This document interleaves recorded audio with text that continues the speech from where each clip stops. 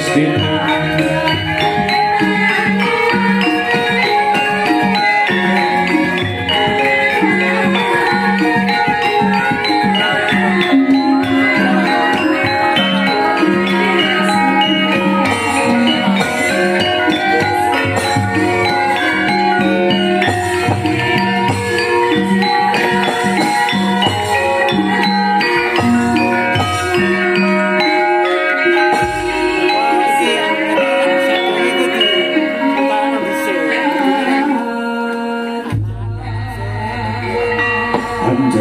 Puspito horum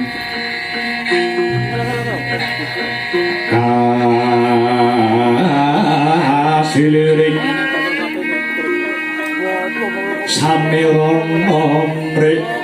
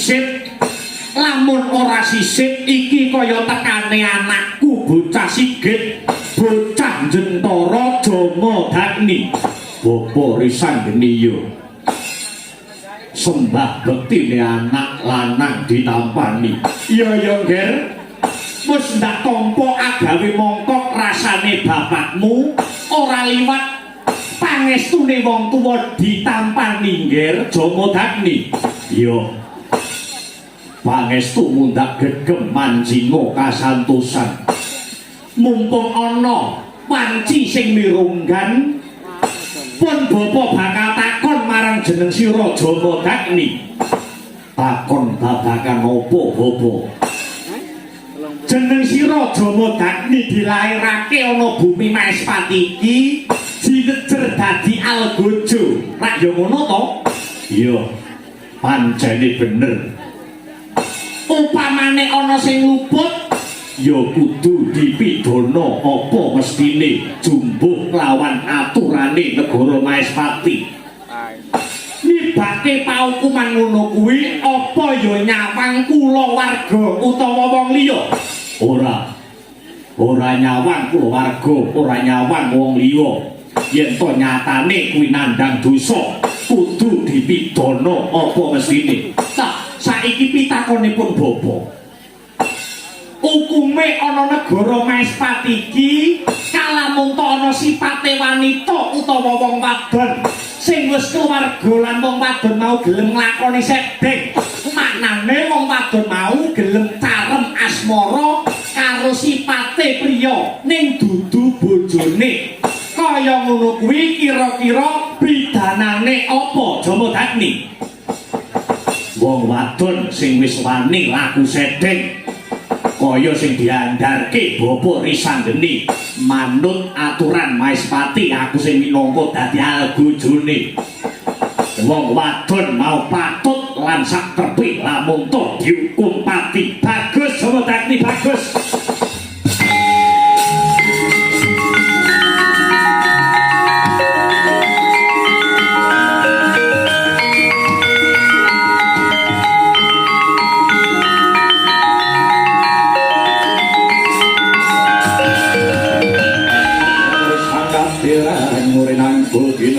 jempit do sanget nanging kawono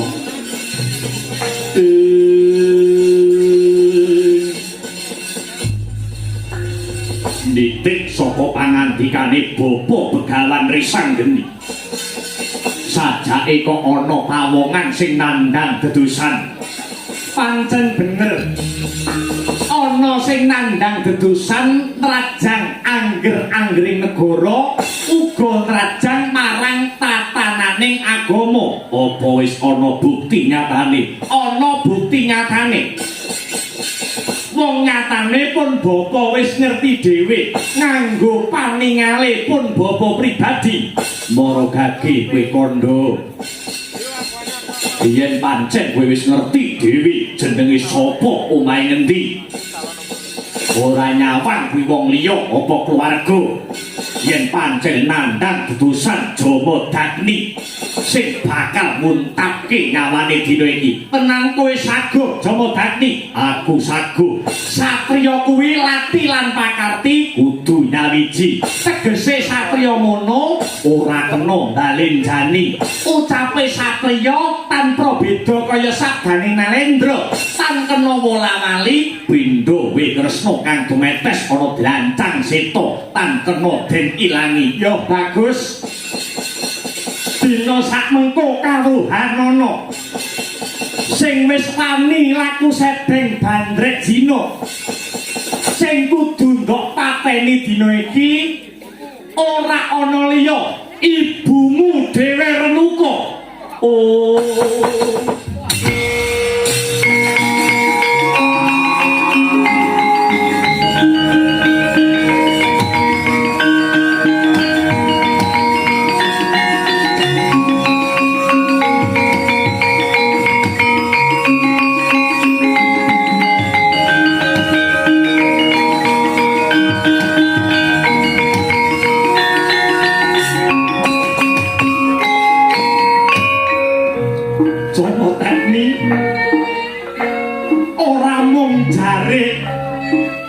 ora mung dilapori saka wong liya ning bapakku iki ngerti dhewe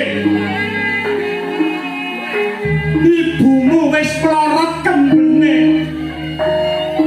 ibumu wis ngreget-ngregeti papan suci ana ing jati sono kene mula gandeng wis dadi kewajiban lan pakaryane Jamadagni hukum kudu dijejekake Bapa Begawan apa pancen bener ibu tumindak sing kaya mangkono ala-ala aku iki pendhita pun bapa iki brahmana yen to aku nganti goro bakal tetel jiwa kabrahmananku banjur piye nggon parep matrame Bidanapati tak pateni mbokku dhewe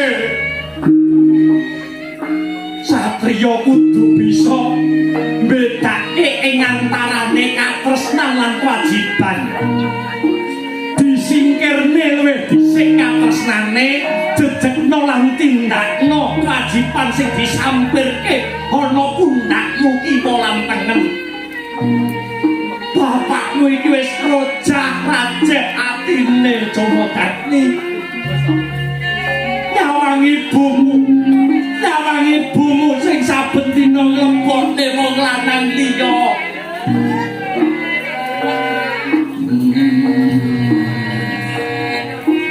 kae sing lairake aku bapa kae sing brojolne Jamadagni yo kene lakone kudu kaya mangkene apa bapa tega marang patine sibu tega ora tega hukum kudu dijejekne Jamadagni edan oh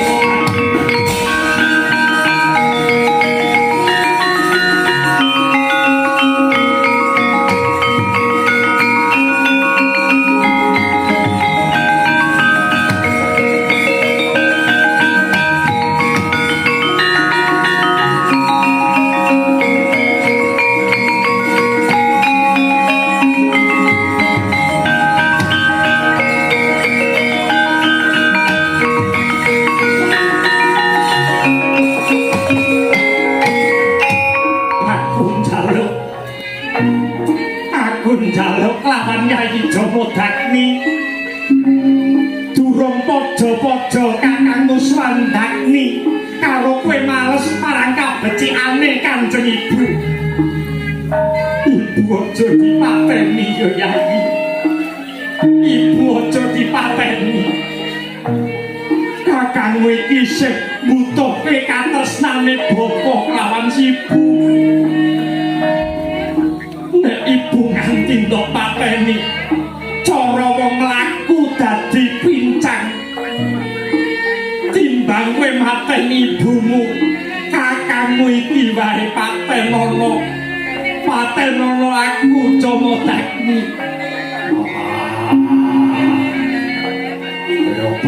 Pecah dasku Kakang Swandagni. Aku dhewe padha karo sing mbok rasake. Nanging jiwa kasatriyanku kudu tak jejeke. Yo, nanging kae ibuku karo ibumu Yudi sing wis nglairake awake dhewe iki. Anggone nglairake aku kelawan kowe direwangi totoan nyawa. Apa ya kowe bakal tega? Apa kowe bakal tegel tega mateni sibumu dhewe?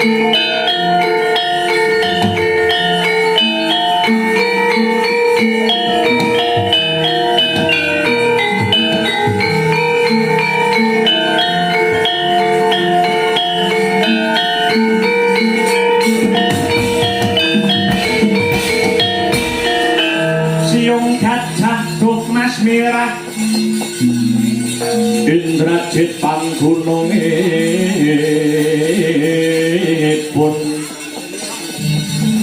Rek memes ngembang bakung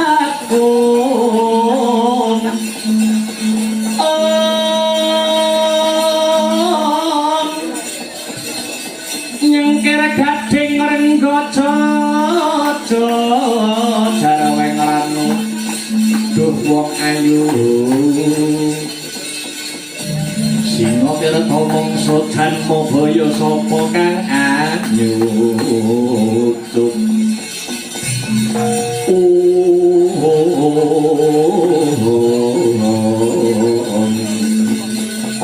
aku Adipati Citrarata saka Kadipaten Kandang Maruta.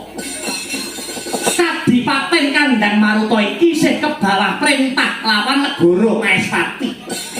Kowe ratu tetelukan sing ana ngarep kowe Prabu Lingga Garda.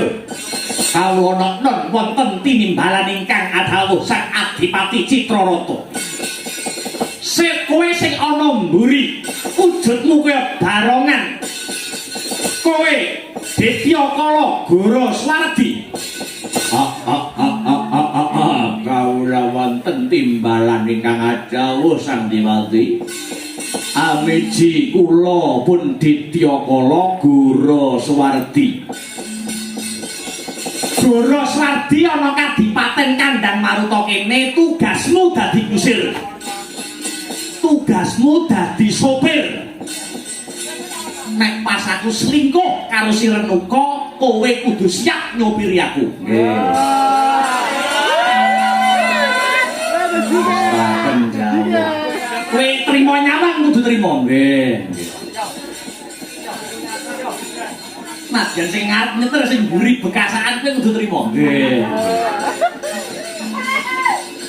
Perkara aku sambung asmara selingkuh karo Renuka sing wis duwe bojo kok nganti bocor kabar iki, tak kekrek lambimu. Mboten. Dijamin aman, Bos. Lajeng kersa paduka kadosa pundi sapunika? Nanging Triyari kawuri panjenengan ingsun nyukena, aku ngimpi panjenengan ingsun lamun tok impenku Kadipaten Kandang Maruta kene ketaman banjir dandang.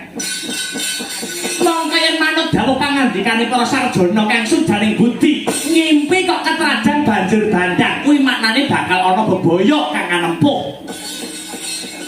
Selaras kelawan pangimpenku iki wis titi wancine panjenengan ingsun tilik marang pepujane atiku Dewi Renuka kang mapan ana pertapan Jatisrana.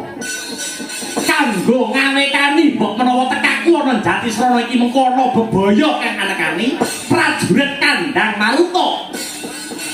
Bakale tak kanthi sak mangsa-mangsa yen aku konangan lawan wong Jatisrana, sumrambahe aku konangan karo wong Maespati, kowe kabeh kudu melu jumangkah, kowe kabeh kudu melu kumrembyak. Nggih, Ngestaken dawuh Sang Adipati. trawaca dawuh pangandika paduka suami kula estokaken Sang Adipati, Krek lampit brungkat kimpul waton lanang nyekel gaman. Kirake Wadyabala Kandang Maruta sacukupe, yen ana sing ngonangne aku sambung asmara karo Renuka lan ana sing ora nrimake, kowe kabeh aja mung meneng wae. Sedaya ngestaken dawuh budal dhewe. Umrek kang bolu ares